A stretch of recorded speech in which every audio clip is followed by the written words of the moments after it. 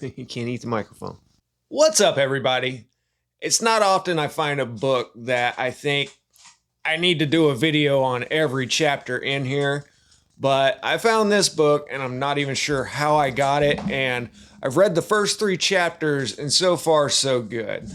It's got the ancient catastrophes, it's got lost cities down in Brazil in the jungle, it's got firsthand accounts of the Spanish conquistadors that came in and found so-called white Indians out in the jungle.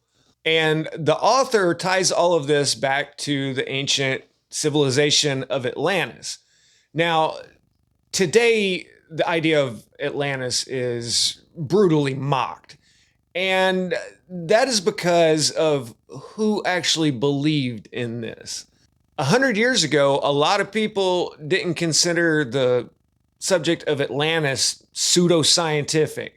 They considered it an actual fact. So the Germansies had a research department called the Anunnaki, and they went out and actually did field studies all around the world, and they were convinced that there was an ancient culture of Atlantis. I think that fact alone is why Atlantis is so mocked. One thing that you'll hear quite a bit about on this channel is the past catastrophe cycles.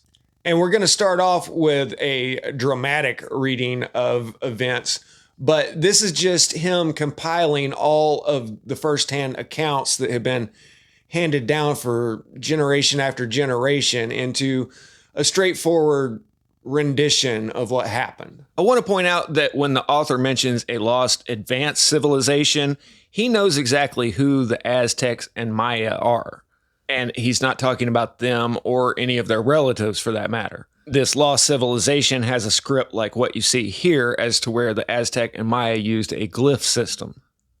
I was on my way to South America to try how far I could verify a theory of mine that Atlantis, the famed drowned land, may be looked for in the splendid and mysterious ruins of her old colony in unexplored Brazil and parts of western South America. In that colony, if indications be correct, a very high degree of scientific civilization had been attained more than 20,000, perhaps even 60,000 years ago. I personally think it was much sooner, but I'm sure that everybody had their own theory. This was a very popular subject back in the day. In a day where modern archaeologists who have never come within hundreds of miles of these great ruins in South American jungles too confidently assert that nothing but lowest savagery existed and perhaps not even a vestige of humanity was found.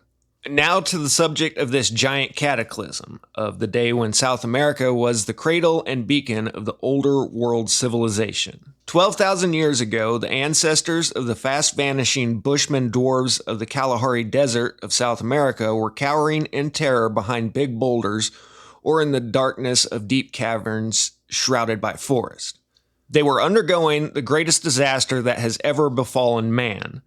Night and day, the ground shook and heaved. On the sea coast, terrific tidal waves were rolling in higher than the highest hills. They crashed on the beaches with immense force and a momentum carrying them very far inland. Whole countrysides that had never seen the sea were drowned, while the waves, like some gigantic boar, swept up the sides of the mountains and even drove backward the powerful current of the deep, wide rivers. Night closed down in terror. There came a rain of fire from the heavens, which set ablaze great primeval forests, or cut mile-long swaths in them, when the searing wave and blast of hot air and gases scorched over the woods. As the appalling night wore on, the terrific noises reached a truly diabolical crescendo. It seemed as if titans in the skies were bombarding the earth with a deluge of rocks, penetrating to the magma that lies deep below. The watchers began to fancy that the heavens were drawing nearer the earth. Then came day, or a slight lessening of the blackness, and the light of the sun appeared to have gone out like a candle blown out on an altar. For many days indeed, night and day could hardly be told apart. According to codexes written by the Spanish in 1600, they say, "The sky drew near the water, and in a single day all was lost. The mountains themselves sink underwater, but the water remained calm for 52 springs. At the end of the year, Nada and his wife Nina escaped in a hollow cypress tree when the waters had drawn near the sky.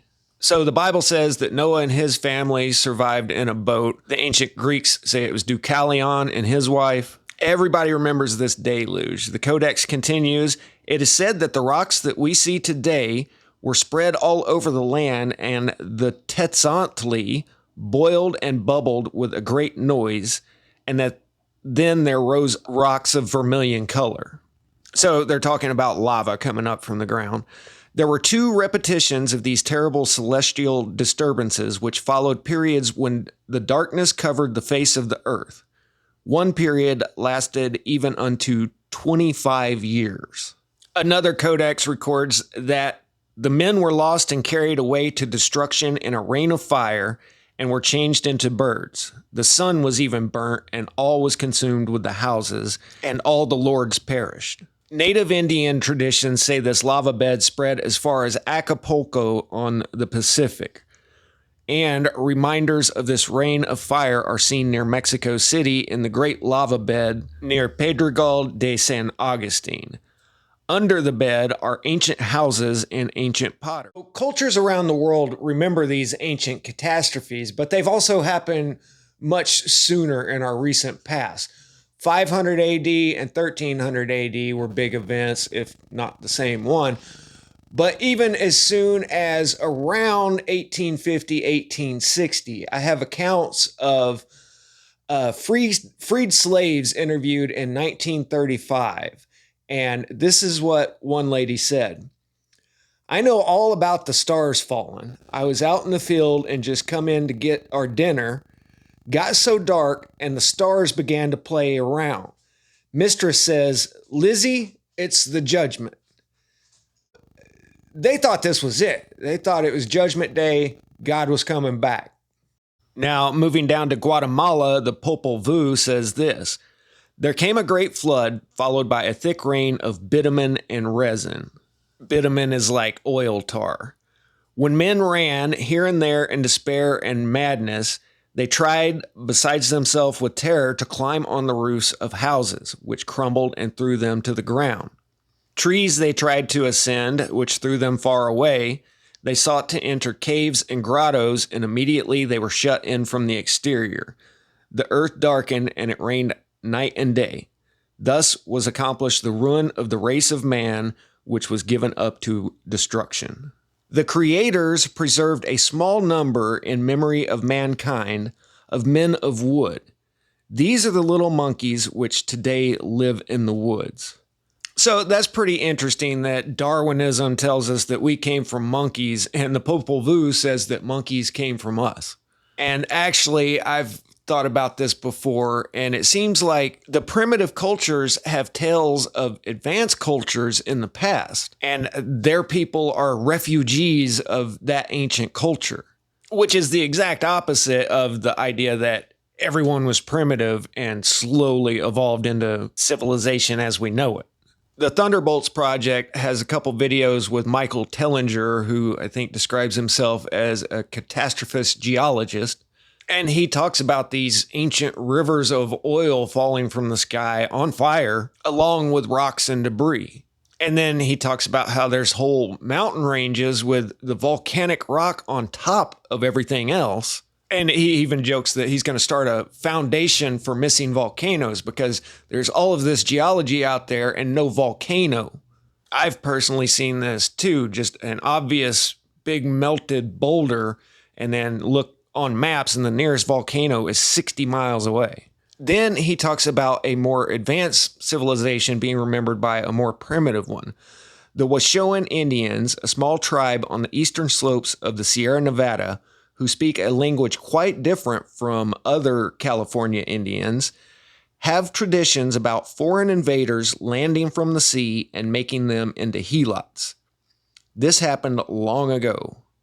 These invaders would appear to have been survivors from some great cataclysm, for, says the myth, they made the ancestors of the Washoans pile up stones for a great temple whereon these, quote, great lords might take refuge. It also appears that a great deluge rushed in from the sea before this temple or Babel tower had been erected and drowned many of the Washoans and their conquerors. Some of the Mexican myths repeat this in a different form. They who came from the east beyond the sea could not cause the savages of the land to work or worship, and so there came a great deluge. Now, I have heard that before. I can't remember where. I want to say Babylonian, but maybe you guys know. The Paiman and Papagos Indians of Arizona and Sonora, Mexico, say that a great or divine man, whom they call Montezuma, escaped from some great drowned land beyond the sea and arrived in a ship or ark on the mainland of ancient North America. Some time passed, and he built a refuge tower to reach the skies when thunders from the god of cataclysm destroyed the partly built tower, and the sun vanished into heaven along with the Great Spirit. The West Coast Okanagan Indians, now in British Columbia, have a tradition that ages ago, when the sun was no bigger than a star, a female semi-divinity of a race of Nephilim, known as Skomalt, reigned over a large island where her subjects rebelled. Then she drove all into a corner, broke off that corner, and sank it and them into the... Here's the crazy thing about that is California was depicted as an island all the way up into the 1700s. In 1747, King Ferdinand VI finally declared that it was no longer an island. Now, they say that California gets its name from a fictional novel. And in this novel, Calafia is a pagan warrior queen who ruled over a kingdom of black women living on the island of California, an island off the coast of Asia. Calafia is convinced to raise an army of women warriors and sail away from California with large flocks of trained griffins so that she can join a Muslim battle against the Christians who are defending Constantinople. It's just weird that they named California after a fictional novel. And after hearing these accounts from some of the local Indians, it sounds a lot more likely that they're going off of this mythology that was known by the natives there. The remote ancestors of the Taimshans of the region of Queen Charlotte Island say that before the deluge, quote, the earth was not as it is now, for there were neither mountains nor trees. In Alaska, the forefathers of the Tlingits say, our folk landed right here on the mountaintop and set to and erected walls of great height to keep out the rising water. Here they docked their boats and watched floating past great trees torn up by the roots and monstrous devilfish and other strange and terrible creatures of the land and sea swam and floated past. Man, I'll give it to this guy. He's done his research. He's got accounts from all over the place.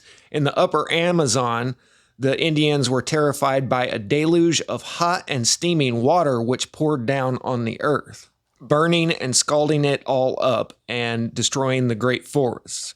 Then on earth all was dark as night for many moons. The sun was completely hidden for days. Another story from eastern Brazil says, once upon a time, folk heard a great rumbling above and below ground. The sun and moon turned red, blue, and yellow, and the wild beasts mingled fearlessly with men. A month passed, and our forefathers heard a roar and saw darkness ascending from the earth to the sky, accompanied by thunder and heavy rain, which blotted out the earth and made day into night. So then he gets into some of the animal remains, and Alaskan boneyard guy that's been on Rogan a few times has hydraulic mined some of these hillsides that are just full of bones, not fossils, but bones that have been ran through a meat grinder and permafrosted. He has a shoulder blade of a mammoth with another bone that lodged into it. So that's some pretty serious force. Out in the Arctic Sea off northern Siberia are now desolate islands with a vegetation of only stunted bushes and the hardiest mosses. Before the Great Catastrophe, these tundra islands were merely mountaintops rising over a warm and lush country, where great monsters such as mammoths and mastodons ranged and roamed, feeding on the luxuriant grasses and vegetation. They died by the thousands of cold and starvation, bogged to the necks in marshes, where today these huge beasts are found complete in carcasses, even to the hide and hair. It is obvious that they were refrigerated before their bodies could decompose. Now, they found buttercups, the flowers, in the stomach of these woolly mammoths. This is the northern Siberia taiga, up in Alaska. All of the northern areas used to be temperate grasslands to have enough vegetation there to feed 6-ton woolly mammoths. And these mammoths were flash frozen so fast that not even the contents of their stomachs turned putrid. So it went from being a temperate grassland to flash frozen almost instantly. The only thing I can figure on that is the upper atmosphere is sub-zero temperatures, like negative 75 degrees. So it sounds to me like something forced the cold air down, and then Ruckus came along. So I'll definitely be doing some more videos on this book, and we'll investigate a little bit further. Hope you guys enjoyed it. I'll see you on the next one. Static out.